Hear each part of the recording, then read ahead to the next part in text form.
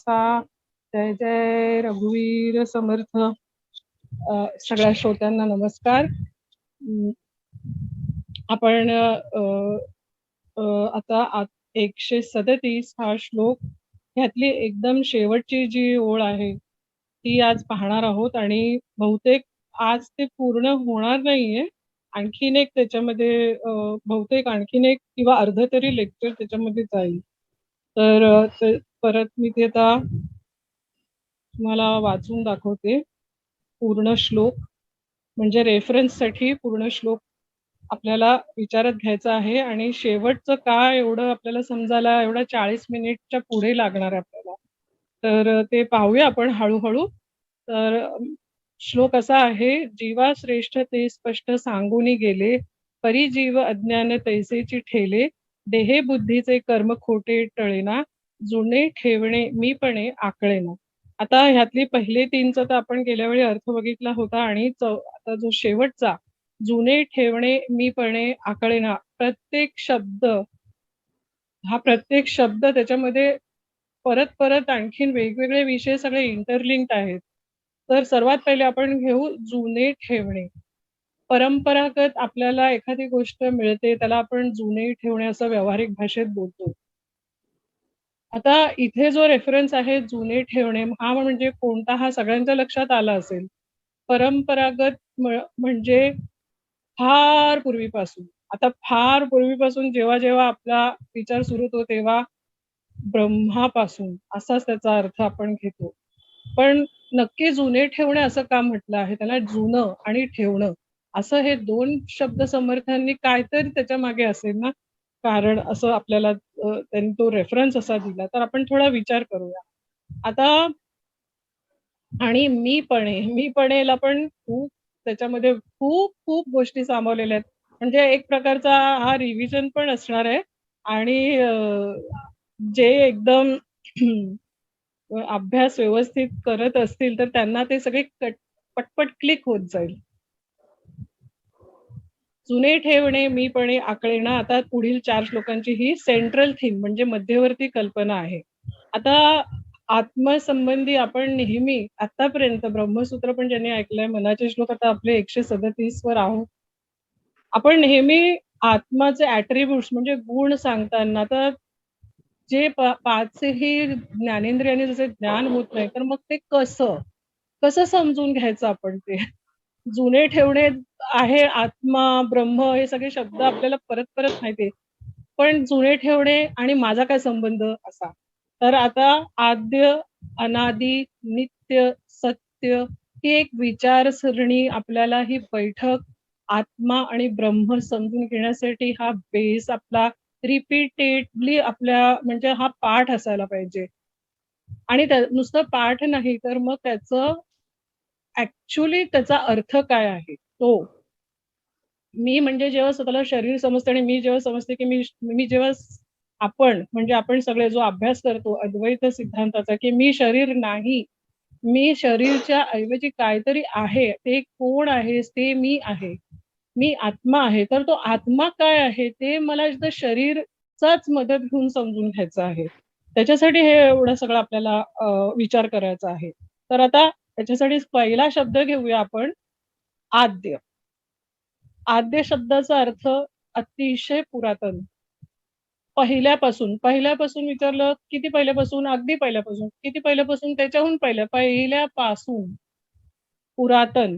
आता ही भाषा जर आपण समजून स्वीकारली तर मग त्याच्याविषयी आपल्याला परत परत शंका येत नाही. आता आपला हा जो आजचा खूप चॅलेंजिंग आजपर्यंत मी जितका अभ्यास केला सर्वात चॅलेंजिंग हा मला विषय वाटतो आहे.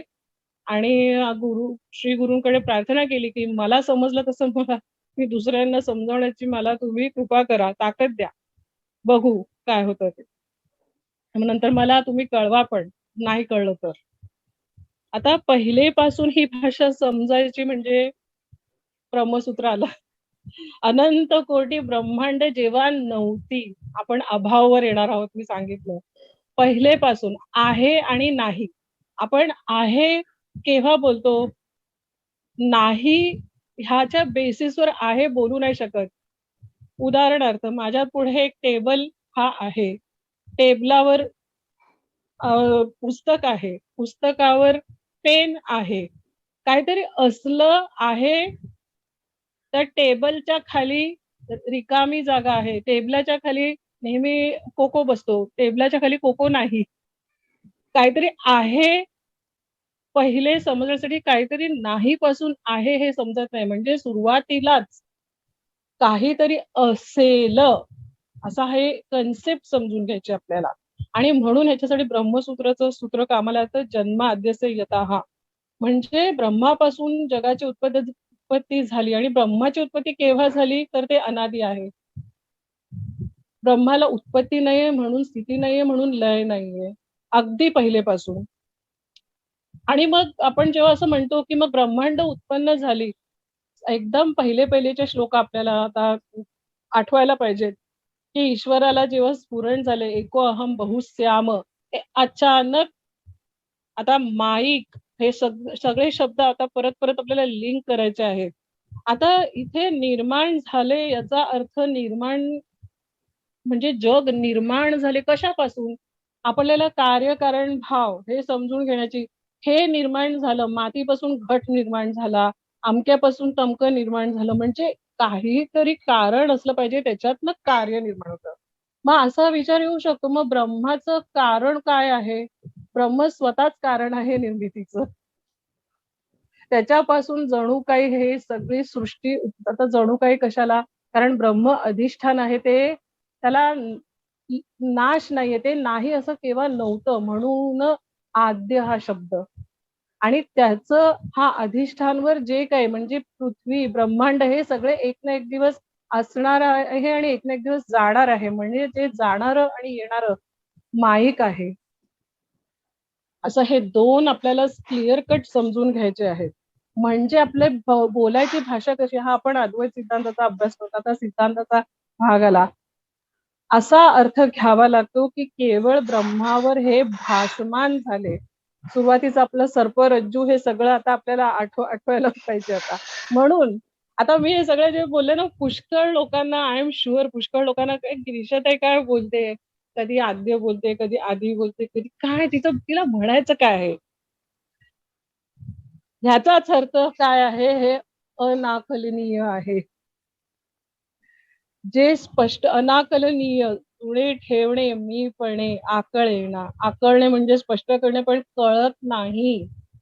जसं मला सर्प खरा वाटतो, रज्जूवर तो भासमान वाटतो, सेम वे ब्रह्मावर मला जणू काही हे जग भासमान वाटते. म्हणून आणि त्याच्यात सर्वात मला सत्य काय वाटतं, माझं शरीर, मी म्हणजे शरीर, मी म्हणजे बुद्धी, मी म्हणजे परिस्थिती, मी ह्याचा हा जो डंका चालू असतो ना, त्याच्यातच आपलं अनुसंधान असतं, त्याच नादात. आणि मूळची माझी काय मिराशी म्हटलं आहे पुढे माझ्या श्री गुरूने, मीपणे आकळे जुने ठेवणे. माझी मिराशी आहे काय, नित्यप्राप्त आत्मा मी आहे, पण मी स्वतःला शरीर समजते.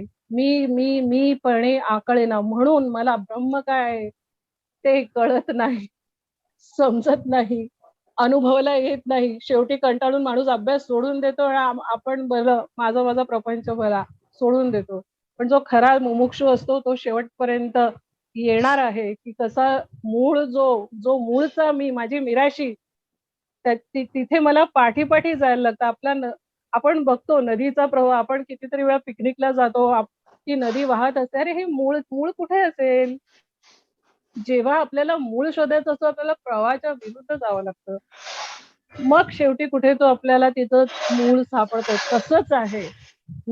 मीपणाचा जो प्रवाह आहे त्याच्या विरुद्ध आपल्याला ही फायटिंग करून ब्रह्म काय आहे ते पाठी मूळची मी जी आहे, अतिशय पुरातन, पहिलेपासून आद्य, अनादी, नित्य, सत्य, हे जे सगळे टर्म्स जे ब्रह्माला, तेच शरीरामध्ये जेव्हा असं तेव्हा आत्म्याला, जगताविषयी बोलताना ब्रह्माला, हे जे आहे ते मी आहे, पण ही माझी मिराशी आहे, मी ते विसरली आहे, कारण माझ्यासाठी देह हा खरा आहे आणि म्हणून आकळेना.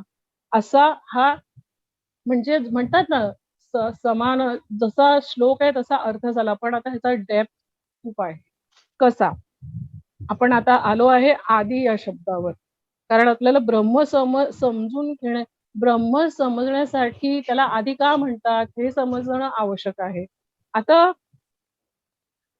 आपल्याला अंदाज करता येतो फक्त. पूर्वीपासून म्हणजे किती पूर्वी. अरे, आता वेद लिहिले, पण वेद केव्हा लिहिले? वेदांची अगदी पहिल्यापासून नुसता अंदाज करता येतो. तरी असं डेट वाईज सांगता येणार नाही, की अमक्या-अमक्या तारखेला ब्रह्माची उत्पत्ती झाली. बिकॉज तो कधी गेलाच नव्हता. त्याची उत्पत्तीच झाली नाहीये.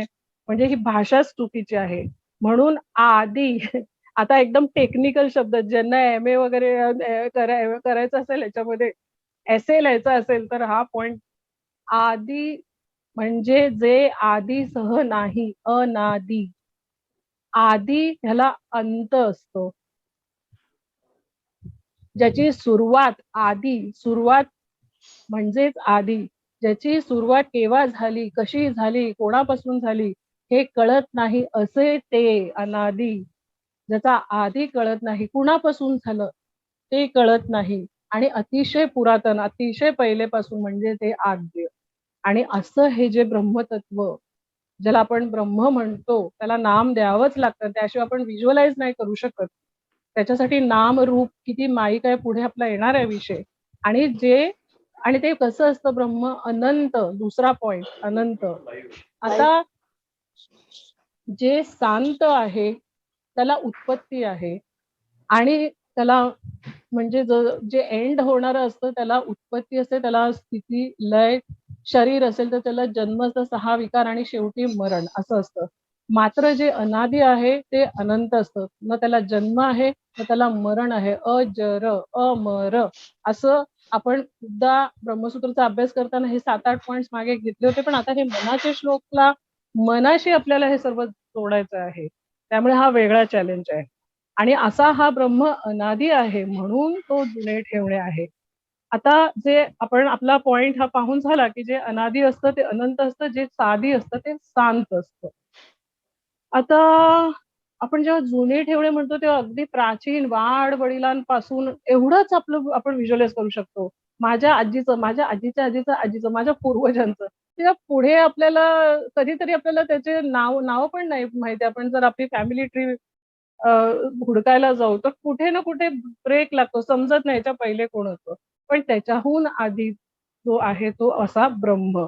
आणि असा ब्रह्म आपण हा काय 40 मिनिटात समजून घ्यायचा विषय नाही ना. माझी तेवढी क्षमता असेल मला नाही वाटत. असेल तरी पण आय आय डोंट नो. पण बघा, का मी असं बोलते? कारण ब्रह्म समजून घेण्यासाठी, वेद समजून घेण्यासाठी पूर्वी वेदी, त्रिवेदी, द्विवेदी, चतुर्वेदी ज्यांना हे तोंडपाठ होतं आणि त्यांना अर्थ माहिती होता, ही लोकं पण आलीत. आपण काय, आपण एक आठवड्यातनं एकदा 40 मिनिटं एक श्लोक घेऊन ऐकणारे आणि समजणारे लोकं आहेत. किती बुद्धी व्यापक करावी लागेल, किती अभ्यास करावा लागेल आणि हे सगळं नाही तर मग शरणागती तरी पाहिजे, की श्री गुरूंवर श्रद्धा आहे, ते बघतील काय ते. मी माझं मन लावून अभ्यास करते आणि मन लावून ऐकते आणि मन लावून सांगते. हे आपल्या हातात आहे. म्हणून आता हे ब्राह्मणांनी पाठ-पठांतर करून ठेवले पूर्वीपासून. म्हणून आपल्याला कमीत कमी ते अवेलेबल आहे. उपनिषदां थ्रू, ब्रह्मसूत्र, भगवद्गीता, ब्रह्म काय आहे, काय नाही, मनाचे श्लोक ह्याच्यामध्ये आपल्याला कळतंय तरी, कारण ह्यांनी पाठ करून ते लिहून ठेवलेत. म्हणून त्याचं सोर्स जो आहे, ब्रह्माची उत्पत्ती कुठून झाली कोणाला पण माहित नाही. म्हणूनच आपण त्याला काय म्हणतो, अनादी, आद्य, पुरातन. आणि आता समजून घ्यायचं आहे नित्य. नित्य हा शब्द जेव्हा पण येईल तर अभाव, 4 अभाव, नित्य, अभाव. 4 अभाव कुठले हे आपण डिटेल बघितले होते. ज्याला अभाव हे चौघांपैकी कुठलाही अभाव ज्याला नाही ते म्हणजे नित्य, ते म्हणजे ब्रह्म.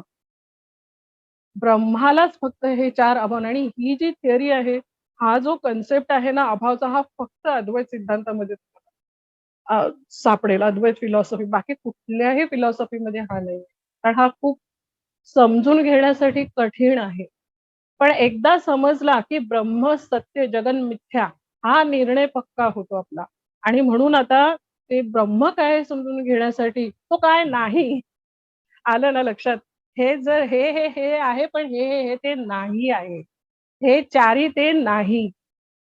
ते ब्रह्म. हे समजून घेण्यासाठी हा अभाव, ॲब्सेन्स ह्याचा आपल्याला थोडा-थोडा विचार करायचा आहे. आता 4 नावं प्राक, भाव आपल्या ब्रह्मसूत्रमध्ये झालं ज्यांना आठवत असेल तर फार छान. आता प्राक प्लस अभाव म्हणजे पूर्वीपासून ज्याचा अभाव आहे. म्हणजे वस्तू निर्माण होण्यापूर्वी त्याचा अभाव. जसं घट माती आहे, पण मातीपासून जेव्हा घट निर्माण होतो, पण माती दिसते समोर, पण आता मी कुंभार आहे, मी अजून घट बनवलेला नाही. म्हणून इथे घटाचा अभाव आहे. असा अभाव ब्रह्माला नाहीये, कारण ब्रह्म कशापासून उत्पन्न किंवा जन्म झालेला नाहीये. म्हणून ह्याला प्राक म्हणजे पूर्वीपासून before the creation, the absence पूर्वीपासून जो अभाव असतो त्याला प्राक-अभाव म्हणतात. आणि ब्रह्म काय आपण जस्ट नाव बघितलं, की ब्रह्म काय आहे अनादी आहे. शांत नाहीये तो. तो अनादी आहे. त्यामुळे अनंत आहे. मग त्याला हा अभाव कुठून असणार आहे? पूर्वीपासून तो नाही असं कधी होणारच नाहीये. त्यामुळे त्याला म्हणजे हा आता क्वेश्चन आन्सर सारखं आलं. त्यामुळे ब्रह्माला प्राग अभाव नाही. एवढं टेक्निकल आहे हे. दुसरा थोडंसं टेक्निकल असणार आहे, पण थोडासा प्रयत्न करून हे जर समजून घेतलं, तर मी मनाचे श्लोक पाठ-पठांतर करण्यासाठी करते, की श्लोक समजला, संपलं आता 138 कडे धावू अशासाठी करते. आपल्याला कळतं ते. आता प्रध्वंस अभाव, प्रध्वंस अभाव असं हे त्याचं विग्रह. तर नाश केल्यानंतर ज्याचा अभाव होतो. एखादी वस्तू आहे आणि मग त्याचा नाश झाली, तर ती वस्तू पूर्वीसारखी राहत नाही. कारण नाश झाल्यानंतर ती वस्तू बदलून जाते. त्यामुळे असा जो अभाव आहे, त्याला आपण प्रध्वंस अभाव असं म्हणतो आणि ब्रह्माला नाश नाही. कारण नाश उत्पत्ती नाही आणि असा नाही ज्याला अभाव तो ब्रह्म. आता शरीराला आपण घेऊया आपल्याला लावून घ्यायचं. शरीराला नाश आहे ना? आपण 6 विकार पाहिले. त्याच्यामध्ये जेव्हा ते नष्ट होते म्हणजे दिसत नाही आणि ते पूर्वीसारखं जसं होतं तसं आपल्याला कधीच दिसणार नाही ते. म्हणून त्याचा अभाव झाला. एखादी व्यक्ती गेली तर आपण म्हणतो, की आता ही दिसणार नाही परत कधी. तसं अभाव ब्रह्माला नाही. म्हणून प्रध्वंस अभाव ब्रह्माला नाही. तसा तो. आणि विनाशानंतरच्या अभावाला प्रध्वंस अभाव म्हणतात. ही त्याची टेक्निकल डेफिनिशन. ब्रह्म अनंत आहे, अविनाशी आहे. त्यामुळे त्याला प्रध्वंसाभाव नाही. तिसरा अन्योन्याभाव. अन्य अभाव. एक वस्तू असली की दुसरी वस्तू तिकडे नाही. आता फॉर एक्झाम्पल आता ह्या माझ्या हातावर मी हा रिमोट ठेवला. एका वेळी हा रिमोट आहे ही मी खाली ठेवली, हा दुसरा रिमोट ठेवला.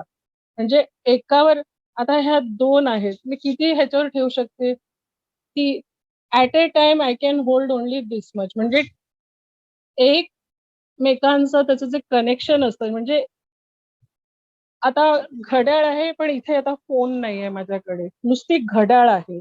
Only that. तर असा जो असतो, एक पदार्थ जेव्हा एक ठिकाणी असतो, तेव्हा तिथे दुसरा पदार्थ असू शकत नाही. फॉर एक्झाम्पल मी पार्किंगमध्ये कार ठेवली, तर एका वेळी तिकडे कारच असणार आहे.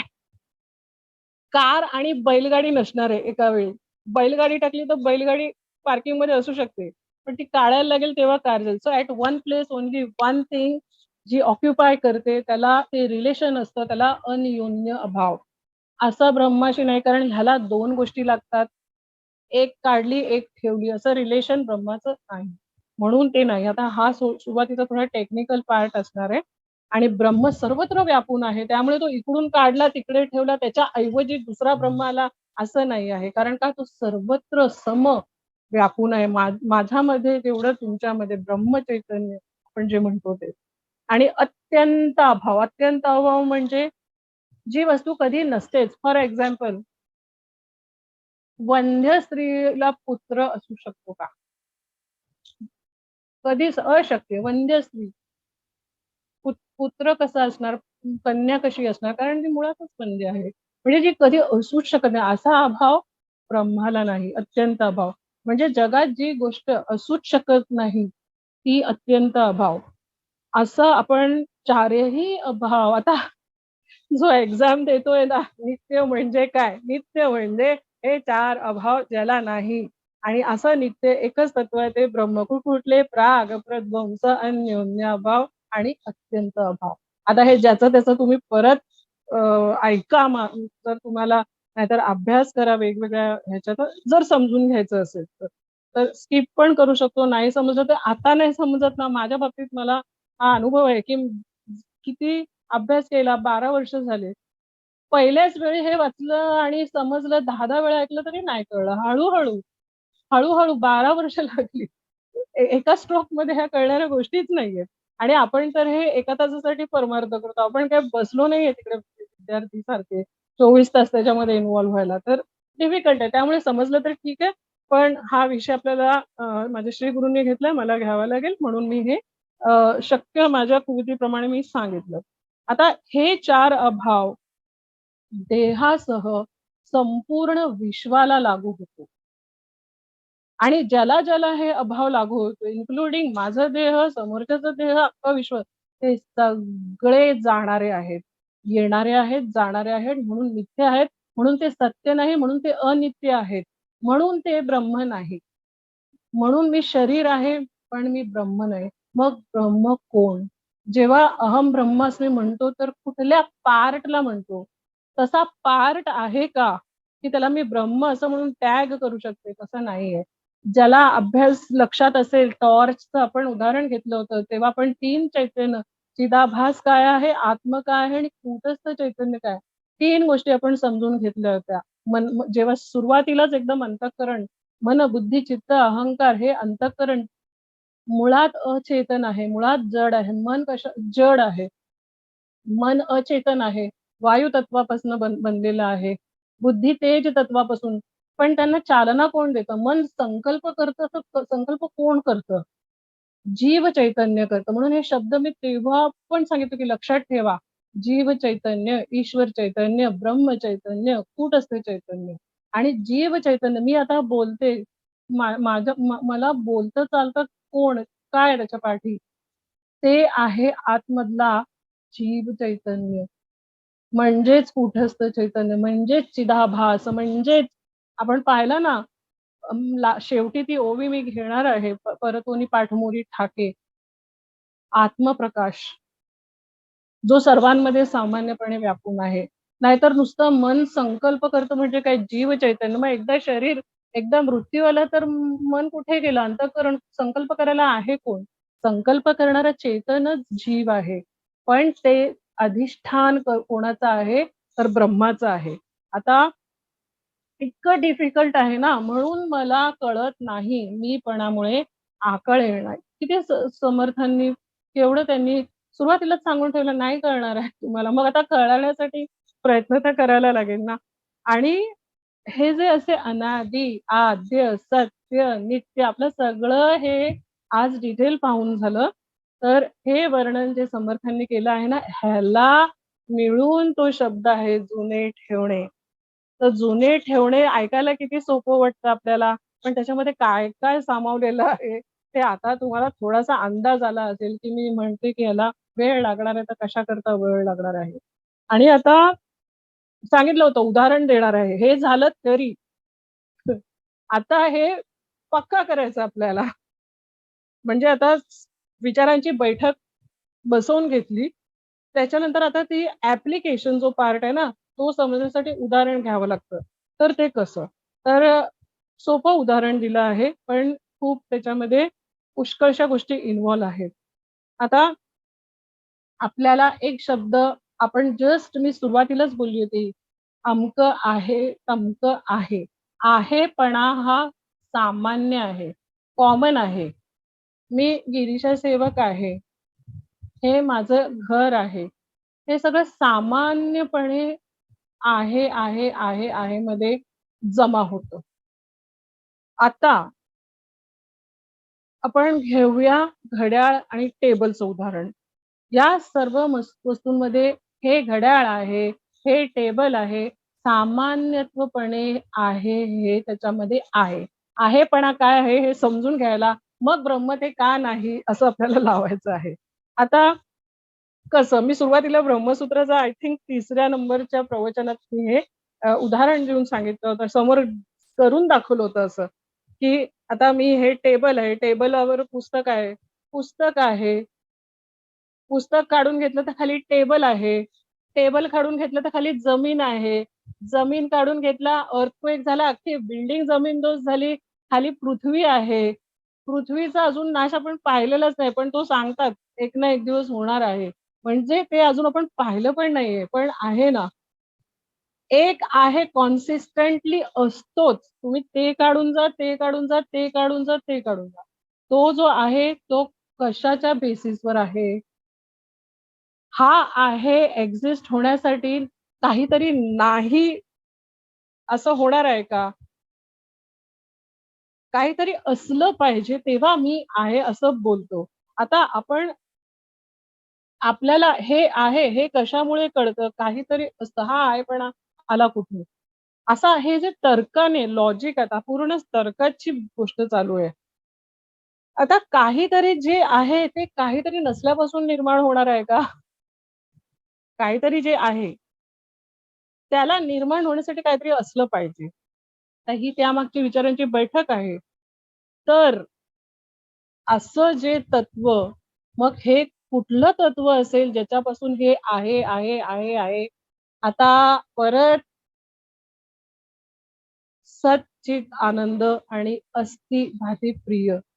ब्रह्म आपण ब्रह्मच्या रिलेशनमध्ये ब्रह्म सत बोलतो. कारण सत म्हणजे त्रिकाला बाधित. एको अहम बहुश्याम असं आपण वेदांमध्ये वाचतो, की असं ईश्वराला स्फुरण झालं. मनात आलं, की मी एक आहे, मी बहुश्याम व्हावं. त्याच वेळी एका जणू काही एका क्षणात संपूर्ण ब्रह्मांडाची उत्पत्ती झाली जणू काही. म्हणजे जेव्हा ईश्वरचा रोल प्ले होतो, तेव्हा ईश्वरचं रिलेशन अस्थिमध्ये म्हणजे आहेमध्ये. म्हणजे आहेपणा ईश्वरापासून आला आणि ब्रह्मापासून सत आहे. जर मी म्हणली, की ब्रह्म आहे, तर आहे आणि नाही असा विचार करावा लागतो. पण ब्रह्म आहे, ब्रह्म नाही ह्याच्या बियॉन्ड आहे आणि त्यालाच म्हणतो सत. सत आणि अस्ति. सत हे ब्रह्माला लागून आहे आणि अस्ति ईश्वर पण एक ना एक दिवस जेव्हा प्रलय होईल तेव्हा ईश्वर पण नसणार आहे. कारण ईश्वर आपण बघितलं, त्याचे आपण सगळे गुण बघितले. सत्व गुणाचा माईक आहे. जणू काय का माईक बोलतो? का घड्याळ माईक आहे? घड्याळ कुणी तयार केलं? माणसाने. घड्याळ आज एक आहे ती बंद पडेल, उद्या दुसरी, तिसरी नाश होणार. माणूस पण आज आहे. ज्याने घड्याळ शोध केला तो आज आहे का? नाही. म्हणून तो माईक ठरला आणि असा माणूस माईकला जन्म कोणी दिला? ईश्वर.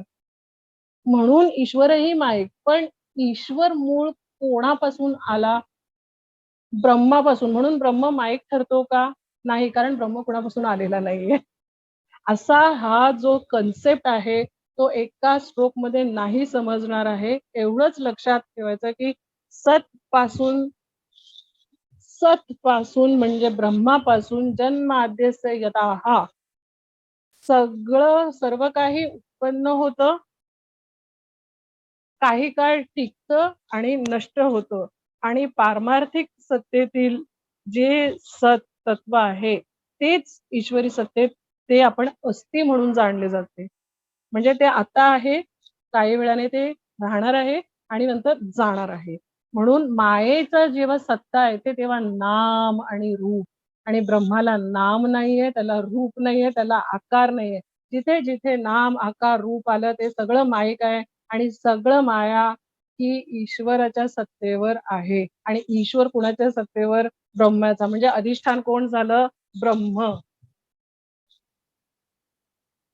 थोडं-थोडं आय थिंक तुम्हाला परत आता एक्सप्लेनेशन देते. थोडं तितक्या दिवसांवर गिरीशाताई आली, आज तर पूर्ण वॉर चालू आहे तिचं. एरवी खूप सोपं-सोपं बोलते. आज काय सगळं मिक्सिंग करते का? नाही असंच करायचं, थोडं हलवायचंय आज. तर मानवही माईक आहे.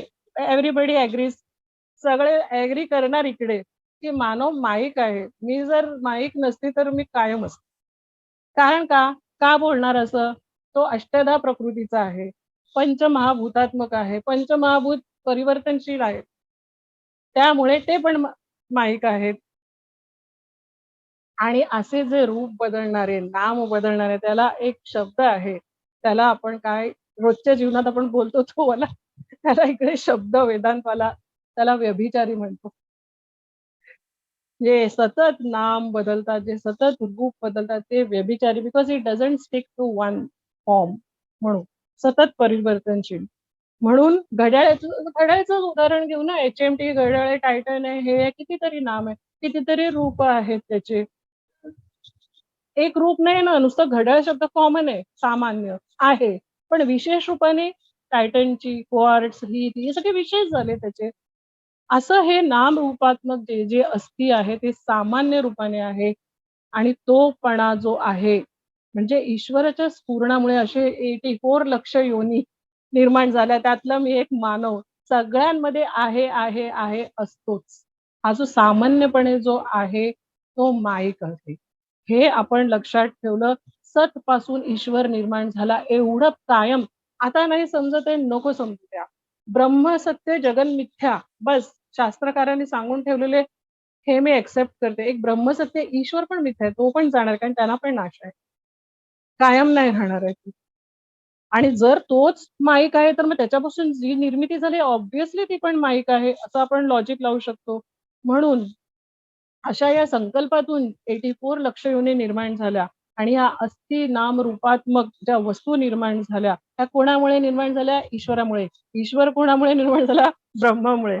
अशा प्रकाराने आपल्याला मागे-मागे स्रोतकडे जायचं. कसं पण करून ब्रह्मसत्य, जगन मिथ्या हे किती अनाकलनीय आहे. किती कळलं? किती तुम्ही लोकं ऐकताय? कोणी सांगू शकाल की 100% आम्हाला कळलंय? मी पण नाही सांगू शकत की मला 100% कळलंय. म्हणून अनाकलनीय आहे. कारण का? मला शरीर सत्य आहे, माझी बुद्धी सत्य आहे. हेच एवढं खरं वाटतं की माझी मिराशी जी आहे मी विसरलीच आहे ना. त्यामुळे हे सर्व प्रयत्न करायला लागतात. आता हा झाला थिअरीचा पार्ट. आला आता ॲप्लिकेशनचा पार्ट. खूप हेवी थिअरी झाली. काय कळलं नाही. बरं ठीक आहे. No problem. नाही कळलं. ॲप्लाय कसं करू? मला ब्रह्माचं अनुसंधान पाहिजे. मला मीपणाचं, माझ्या शरीराचं अनुसंधान नको. मग काय करू? ज्या स्थळी मन जाय माझे, त्या स्थळी हे निजरूप तुझे. हे मला लावून घ्यायचंय. तर मग कसं? कसा विचार करायचा? ही सामग्री आपल्याला शास्त्राने चांगली तयार करून ठेवली आहे. हेच ट्रेस करत जायचं. मला सोनं घालायला खूप आवडतं. सोनं कुठून आलं? पृथ्वी तत्वापासून. पृथ्वी कुठून आली? पंचीकरण. पूर्ण पंचमहाभूत पंचदशी नावाचा एक ग्रंथच आहे. त्याच्यामध्ये पूर्ण असे इक्वेशन्स दिलेले आहेत, एक अंशामध्ये, की कुठून काय निर्माण झालं. जर कोणाला मॅथेमॅटिकल कॅल्क्युलेशन करायचंच असेल, पण किती पण कॅल्क्युलेशन करा. हे तुम्ही 1/4 लिहा, हाल्फ पृथ्वी प्लस हाल्फ अग्नी असं काय पण करा. पण हे सगळं नाशिवंत आहे. हे सगळं मायिक आहे. बेसिक जे आपण समजून घेतलं, तर आपण कसं अप्लाय करतो? ज्या स्थळी मन जाय माझे, माझं लक्ष आता कुठे आहे? मला माझ्या अ, अ, जाऊन आज भाज्या नाही आणल्या. ज्या स्थळी भाजीवाल्याकडे मन आहे. 5 वाजले, येणार. तो आज येणार का? नाही येणार का? त्या स्थळी निजरूप तुझे. भाजीवाल्याला कोणी बनवलं? ईश्वराने. डायरेक्ट झेप घेता येते ना आपल्याला. मला कोणी बनवलं? ईश्वराने. आता काय काम आहे समोर? ते पूर्ण केलं की तिकडे मला ती मिळेल की नाही मिळेल? शरणागती. हे सर्व ॲप्लिकेशन हे आपण तुरंत ह्याला जर श्रद्धा असेल तरच हे होतं. नुसतं बोलण्याने होत नाही. कारण तेवढे बुद्धींना पेचे पडलेले पाहिजेत, असा विचार करा. सारखं असं अप्लाय केलं, आपण मूळ ट्रेस करायचं. जे काही सगळं माईक आहे ते मी नाही. मग मी काय आहे? जे कायम स्वरूपी असणारं ते मी आहे. आणि हे मला कळत नाही आहे. ते मला कळून घ्यायचं आहे. आणि म्हणून आपल्याला भ्रामक म्हटलेलं आहे, की हे मीपणाचं बंड आहे हे. आता हे आज तर होणार नाहीये. 1-2 मिनिट आहे का? मीपणाचे बंड. मी म्हणजे शरीर, बुद्धी. आता हे कसं मोडून काढायचं, हे आपण पुढच्या ह्याच्यात